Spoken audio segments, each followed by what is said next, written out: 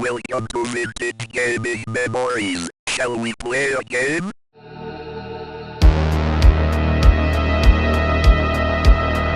Hello everyone and welcome back to the channel. I think you'll find the game inside this box to be somewhat of a rarity. Now the internet thinks so, and I definitely have never heard of this until months ago as I began my quest to find one of these. And hopefully you'll be as pleasantly surprised to what I found as I was. Well, enough of the suspense. Let's open this up and check it out.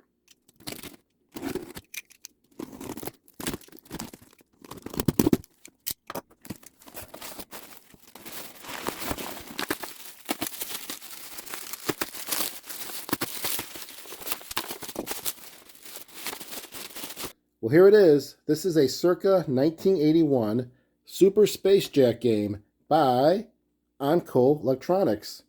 And as you can tell, I did get the box with this purchase, and it really wasn't the main selling point for me to buy it, but it's definitely cool to see. And as you look at the box, the cover art that's on there, it's kind of hard to tell, other than from the title, of what this game really is. Well, maybe not. You can really see it, but you can't tell what the game itself looks like as far as what's on a display. You know, actually, this looks a little bit like a NCC-1701. All right, I will pause for a second, let that sink in.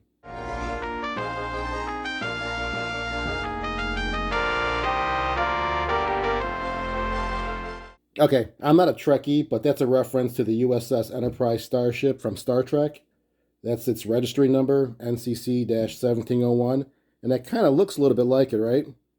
But you can see the UFO there, and then you can see, missiles being fired, and you do have the name space in it, so you have an idea it's a space-related game, but it'd be nice to see what it looks like on a display. You really don't have an idea of that from the front cover of it. At least that's what I can tell.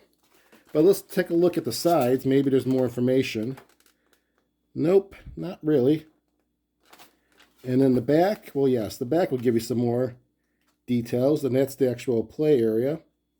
It's a cool design. I love these handheld games back in the day when they made the game design more functional for your hand grips, and maybe even also to relate to the game itself. I mean, it does look like a spaceship of some sort. It's not the typical square or rectangular sized game.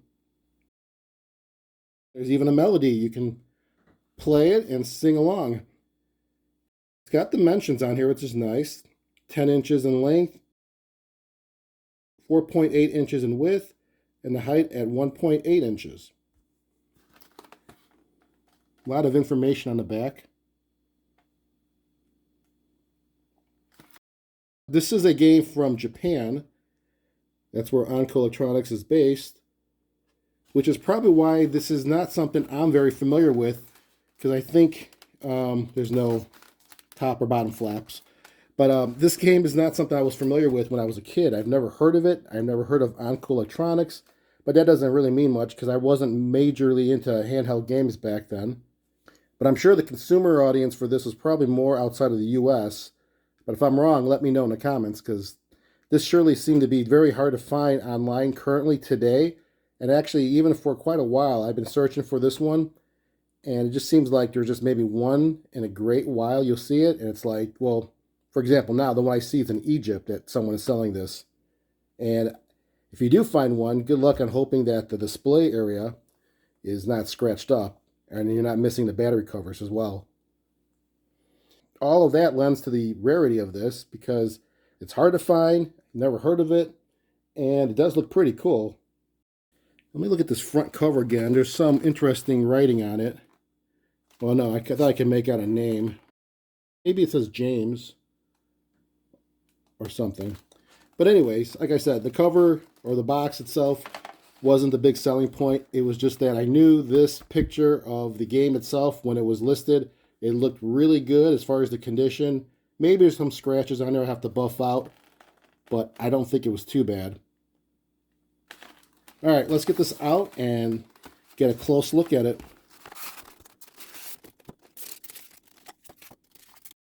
The white or the light colored games back in the day, it's really hard to maintain that color. So this wasn't too bad. Now the battery cover, I just have to mention that because I remember the seller had listed it that the cover itself wasn't holding in place, but the covers are there. There's two of them. Almost looks like fuel tanks, right? Or where the missiles would be stored on the spacecraft. But the one on the left, if you're looking from the front, this one seems to lock in nicely, but the one on the right doesn't. But at least I have it, which is great. Now, one thing, let me just take the covers off for now. One thing I did notice was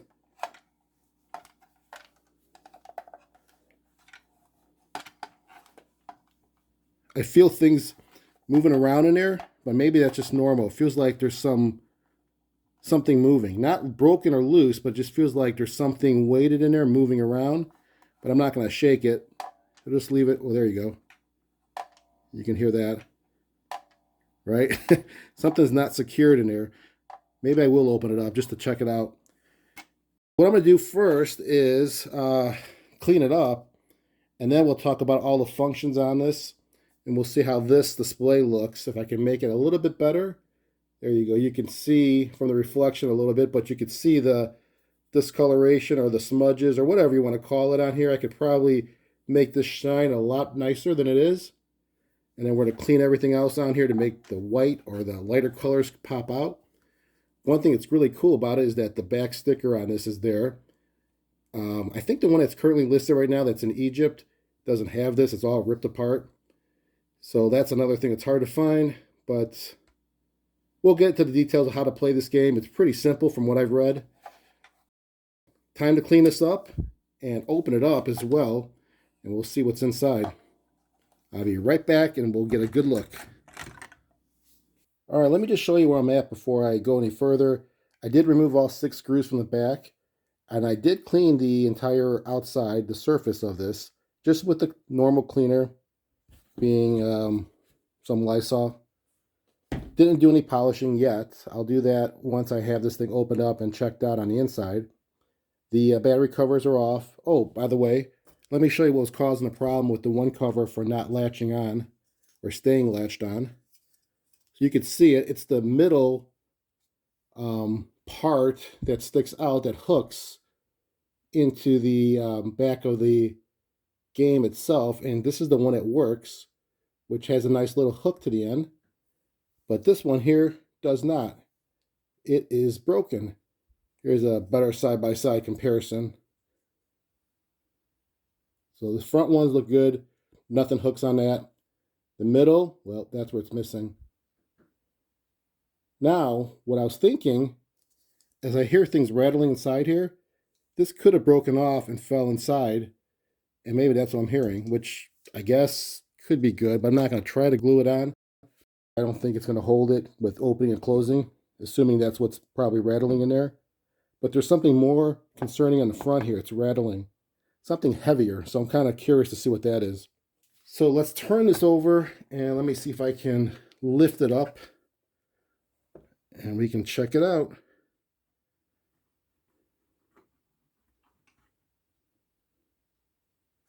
Okay, that comes out pretty easy. This makes it a lot easier to clean it and polish it. So I will do some nice polishing on this to get some of that removed. But what is rattling in here? What's moving around? Well, it might just be that. This is just moving around. You can see, let me lift this up closer. Nothing's holding this down. When you tilt it or have it upside down, this whole display is just moving. And it looks like it probably was once, I don't know, maybe it was stuck down here somehow. Yeah, I see some adhesive on the back side of this that's no longer holding it. I don't want to tilt this because I think these things will fall off, the buttons. But there is definitely some movement because of time and just the glue itself not holding it down. So I'll fix that so this thing will stay nice and firm and it won't move around. You don't want this display to be moving around a lot. It can just kind of cause a lot of issues. Pretty cool looking inside. Very basic in a sense that it's not too, messy. It's got a lot of nice organization within. I like that. The batteries being separated does help a lot. You're not having everything in one spot. And this VFD is pretty cool. You can see all the different positions in the game. That's the launch pad in the bottom that you would be controlling. And then I guess those are the various missile locations that would be shooting from the UFO or you shooting up towards the UFO.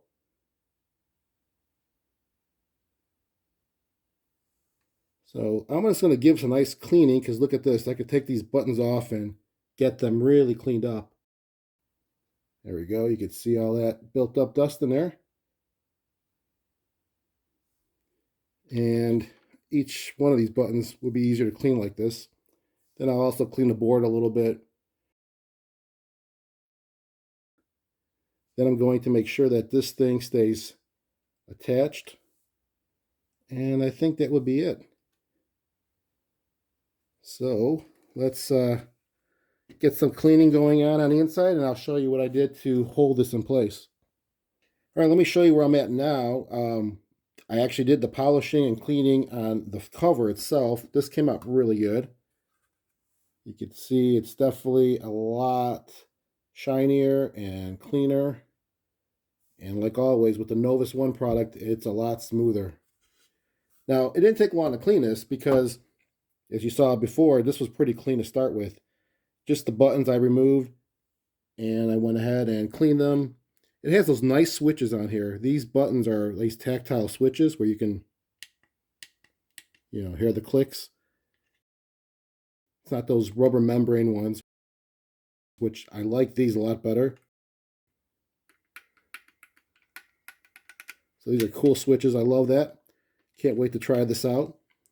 And cleaned the whole board. One thing about the board I thought was pretty funny. Or not funny, but interesting. It's labeled for every section here. There's the power switch. That button's for skill. The other button's for the replay. Then you have your left and the right on this switch here, on this controller. Then you have your fire button there. So it does label everything on the board because you can't see that unless you have it opened up. That's nice. Now, as far as the VFD, the display itself, how to keep that firmly pressed down without moving, because it did come off the, I guess this is kind of like a foam cushion that the display was glued onto. So what I did was, see if you could see here. You see what's between the display there and that foam? A little layer there, that's a little bit of alien tape. There you go, you can see it better. So alien tape is just a double-sided tape, but very, very strong. I think I have some here. I use this often. It's good tape. Just cut a little piece, push down on there a little bit, and this thing is not moving. So this is nice and steady and firm. Now there's still something in here. I haven't shaken this thing out, but I can hear something's in there, which I'm hoping it's that hook part of the battery cover. So what I'm going to try to do is turn this on its back here and see if it comes out. Check it out. This is it. Yep. Will I actually try to glue that on here? No way. It's just too small of a piece that would get stressed a lot when I continue to open and close the battery cover. So not worth the chance or even the time to do that. Anyways, everything's cleaned up, ready to go back together again. I don't see anything of concern on the board. I think we're just going to put some batteries in it after I put this all back together, and then we're going to give it a go and see how it works. All right, as you can see, I have put everything back together again, and I think it turned out pretty good. The display has a nice reflection, as you can tell from the lights above, as well as the plastic itself. This thing polished up really nicely where it's reflecting the lights, and the buttons, you can see a nice reflective shine coming from the lights as well. Everything turned out great. Now, there was one thing that we had to address after I put it together again, and that was the battery compartment and this piece that broke off. So that battery compartment cover, which had that piece attached to it, was broken and it didn't hold that cover in place. However, the cover is on now and it holds in place. So what did I do to fix that? Well, let me show you. So I didn't want to go and glue it back on it because I figured that wouldn't really hold up. After opening and closing it many times, the stress put on that little piece would just break off. And I didn't want to 3D print it because it wouldn't really match the color of the plastic nor the texture of it. So that wasn't an option either. So I wanted a quick solution that would work. And what I decided to do was, let me show you, I got batteries in there just to show that the weight of it was not going to have this open up. So this is the part that had that piece broken off of. And on the other side of the cover, there are two other little pieces of plastic that really just slide into the back of this battery compartment. And it slides right into these two holes. So once you slide those pieces in, really all you have to do is make sure this cover doesn't come out. So it slides in like that, and it's going to stay in there unless you just slide it out. So how do I keep it slid into this hole without moving? Well, since I had this thing opened up and we used that alien tape to hold down the VFD, I said, why not just use the alien tape inside? And this is what I did. I just put some alien tape in those holes. You can get a good look. And there are 3 pieces I put from the inside. So that way, when these 3 pieces of plastic, the clips, go into the hole, they will hold in place. And then when you pull it out, there's a little resistance. It won't pull the tape out with it because the tape is actually on the inside. So this will work as a nice temporary solution. A good permanent solution would be to get another cover. And being that's alien tape inside, it's nice and easy to remove. It's not going to cause any damage. And it's not a permanent solution. So that's nice that I can easily change this later in time. But for now, this works great. You can't even tell. It's not moving anywhere. It's going to hold that cover firmly. So that's what I did to fix that issue. It didn't take too much time or thought. And as you saw, I had batteries inserted already. This takes 4 AA batteries, 2 on each side. Now before I turn this on, let's just go over the features and functions that we see on this game. On top, we start off here with the power switch. You could toggle between off and on. Below that, there is this blue button with the letter S that's embossed on it. S is for the skill level. It states on the box that there are 8 combination skill levels to choose from. And I'll go over little details of that once we turn this on. To the right of that, there's this other button that has a R on it. Now, it says the R is for replay, but it's also how you start the game. I guess how they consider that as a replay button is that when the game ends and you want to play another game, you press that button and it really will restart the game with the same skill level from your last game. So restart, replay, I just call it a start button. Now below those 2 buttons here we have a lever where you can go left or right. This control lever is used to control the launch pad at the bottom of the display screen. Now you get 4 launch pads per game, so you need to be aware of those oncoming missiles from the UFOs and avoid them or else the game is over. Now speaking of missiles, this red button below, which is labeled fire, is how you would actually fire missiles from your launch pad. If you hit a UFO successfully, you get 5 points, and the game ends once you get 100 points. So do the math, that really means you have to have 20 hits to end the game. And that also holds true for any of the 8 different levels you choose from. So the game is not really about time, it's really about successfully completing the mission or the level. Now with this cool looking display you have here, you do get some good information from it. Not only do you get the information of the missiles coming towards you and your launch pad moving left and right and the UFOs, but the scores on top. You also see the level you selected, and you see how many launch pads you have left in the game. Also with this game, there is the feature of having an AC adapter plugged in if you don't want to go with a battery route. And that is about it. As I mentioned in the beginning, the instructions are also on the back in case you want to get a quick reference guide of how to play this game. And I think we're ready to go ahead and turn this on. But before I do that, I would like to adjust the lighting here so you have a nice clear view of this without any reflection or any other light source coming down to make it harder to view. So give me 1 second. All right, I have the lights nicely dimmed, and I have the speed of the camera set properly so that when this turns on, hopefully it'll turn on, that there will be no flickering in the recording of it.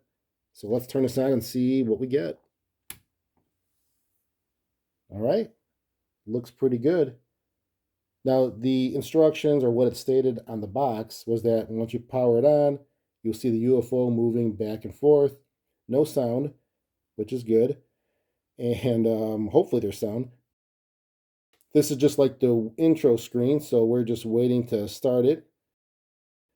Before I start the game, let's go through those 8 skill levels that the box states that there are.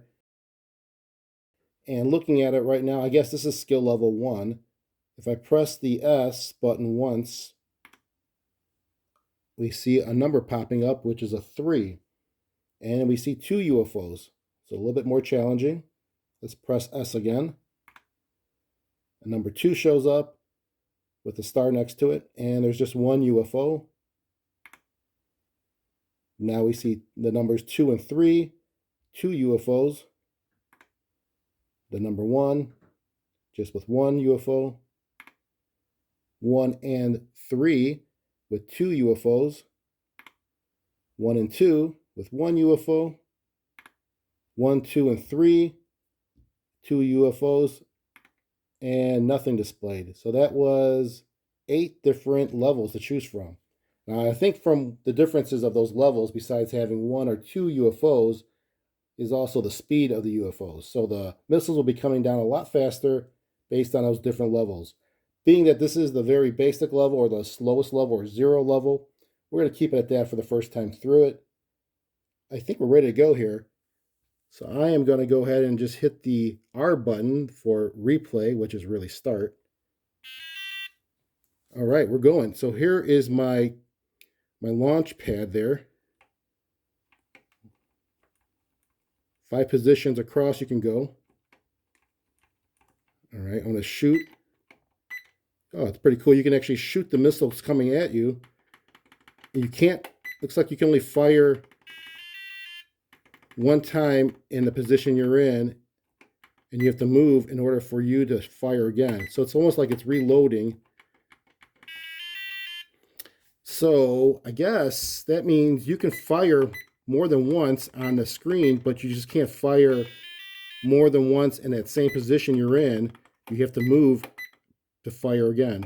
So that's pretty interesting. See, so I just fired once. I'm still trying to fire and I can't, but if I move, I can fire. So you're limited just 1 shot per position that you're in. Got to get used to that. So I have 25 points, make that 30.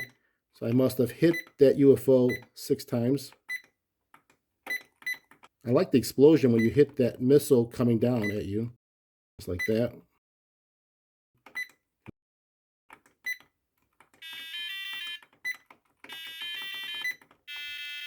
So when you get hit, that's how it looks, nice and bright too. And now you can see there's just, well, now there's just 3. So I'm on my 3rd, I guess, launch pad here. Let's just try to get 100.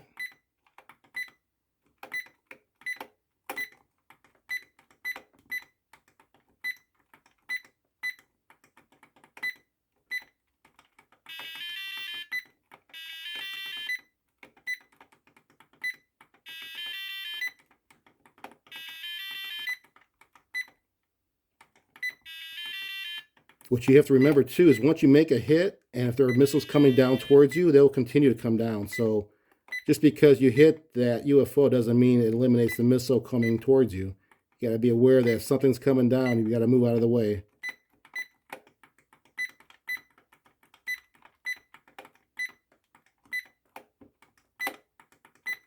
The lever works really nice, the left and right movement. It's really firm, I guess, and it brings right back to center, which is perfect. The buttons are nice. Display is very clear. The sound is good. Everything on this seems to work really good. So I had 80 points. See, that missile's almost going to hit me. I just fired it before it hit me. All right, 2 more shots and I should be done. One more.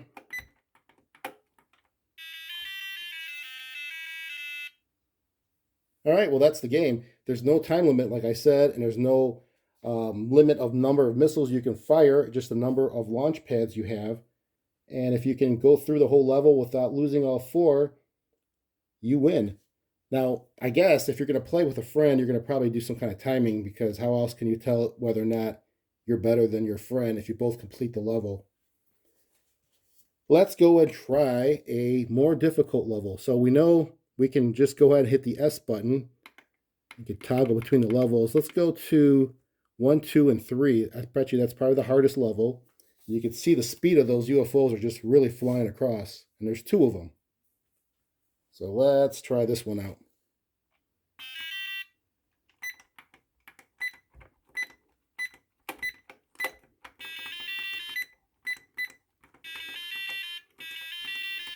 Same amount of points, regardless if there's 2 UFOs or 1.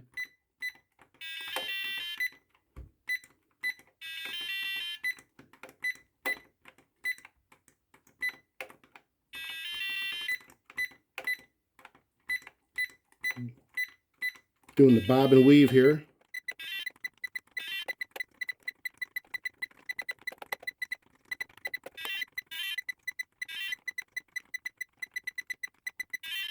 All right, I'm confident I can actually get to 100. So let's just hear the sounds it makes once you die. I'm going to just sit there like a lame duck.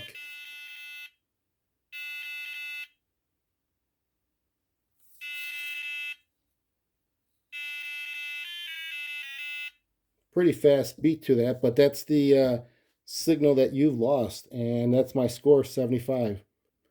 This is a pretty cool game. I have to say, this could be very entertaining. This could be very challenging, perhaps. I don't know. My first time on the hardest level wasn't too hard, but it's still kind of fun. Comment down below. Let me know if you guys ever seen this game, and if you think this is a good purchase. I think it's a very rare game for maybe a good reason. Maybe it didn't really sell, but then again, it wasn't really big in the US as far as I'm aware. Thank you all for watching. I really do appreciate your time. And remember, keep that gaming passion from the past alive by living it today. Take care, everyone.